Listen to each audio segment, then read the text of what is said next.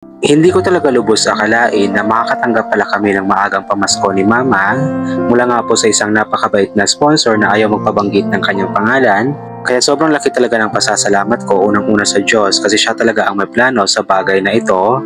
Pangalawa nga po sa sponsor na siyang ginamit ng Diyos na makapagpaabot nga po ng tulong sa amin.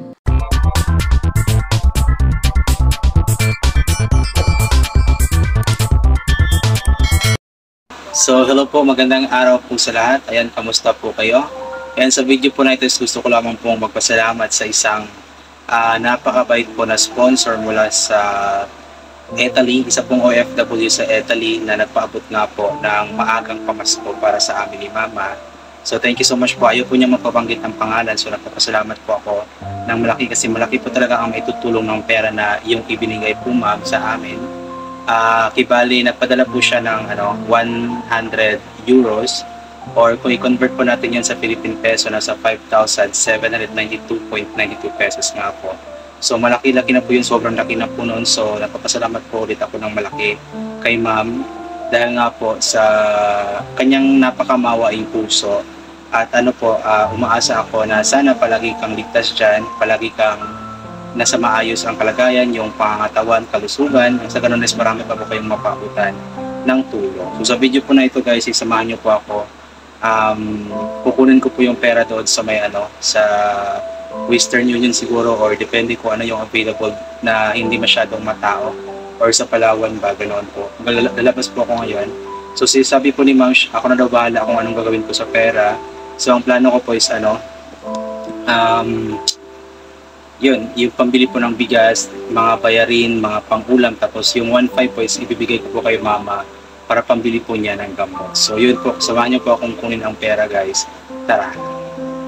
So yun na nga po guys, andito na nga po ako sa Palawan para kunin nga po ang ibinadala ng napakabait na sponsor mula sa Italy. Mabuti na lamang talaga is walang gaanong tao ngayon kasi nga minsan kapag pumupunta po ako dito ay napakarami talagang tao at matagal pa akong natatawag. Pero ngayon nga po hindi ako matatagalan kasi nga dalawa lamang kami dito at pagkatapos nga po ng 2 minutes ay ayun po tinawag na po yung pangalan ko at nakuha ko na nga po ang pera mula nga po sa napakabait na sponsor. At kung napapansin nyo po ay nasa 5,200 plus lamang yung pera at hindi 5,700 plus, yun nga po ay dahil yung 500 pesos po niyan ay ipinadala ko po sa aking ate para pambayad po sa mortuary fund ni Mama. Kasi every time po may pumapanaw sa kanilang mortuary association ay kailangan po nilang magbayad nang sa ganon ay makatulong po sa namatayan.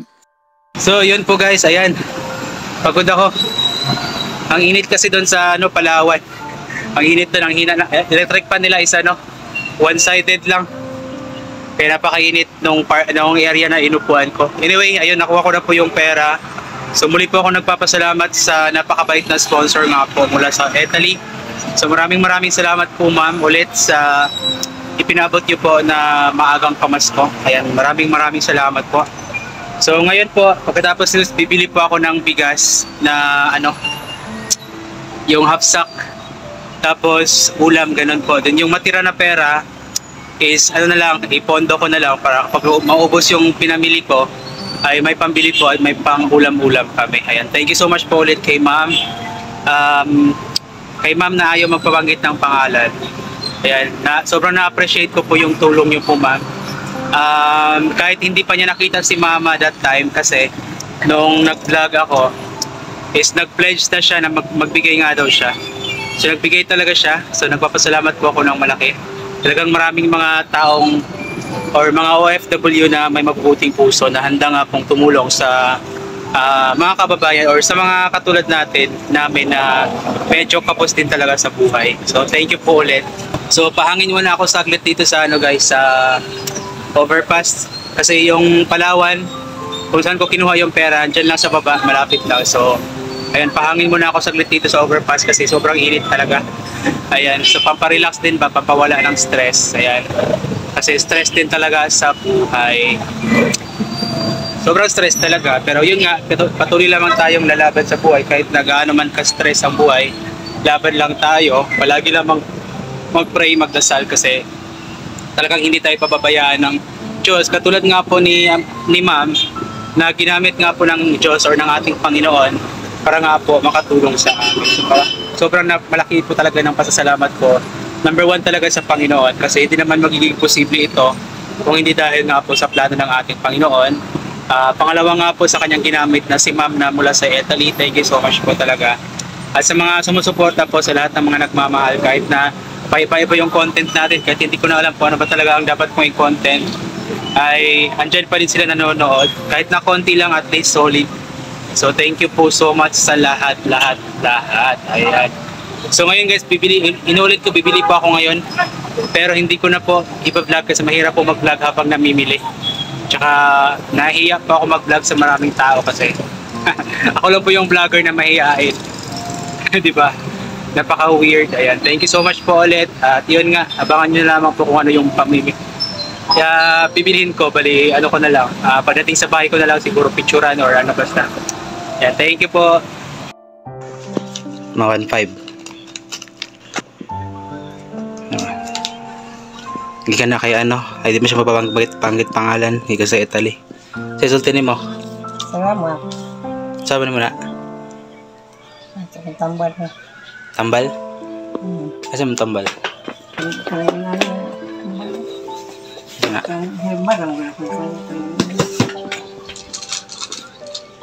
Paragis?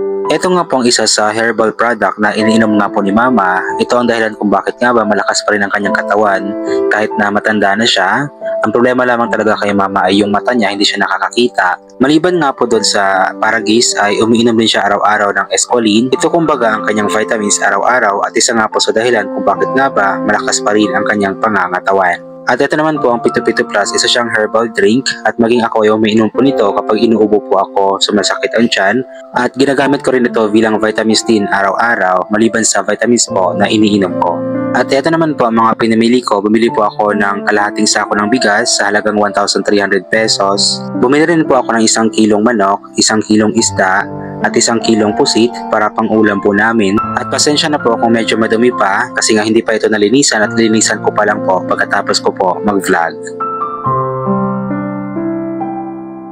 At bumili na rin po ako ng mga breadsticks na marami para meron po pang snack si Mama kapag nagugutom po siya. Kasi ito yung paborito niyang snacks kapag nagugutom nga po siya. Minsan naman ay bumili po ako ng tinapay. Talagang hindi siya pwedeng mawalan ng pang snacks kasi nga merong pagkakataon dati na naubusan nga po siya ng pang snacks tapos nagutom nga po siya bigla at dahil nga po wala siyang makain ay nahimatay nga po siya. Mabuti na lamang andito yung auntie ko that time at nasaklolohan nga po kaagad. Kaya sobrang laki talaga ng pasasalamat ko kay Ma'am mula sa Italy dahil napakalaking tulong talaga ng perang ipinaabot niyo po sa amin.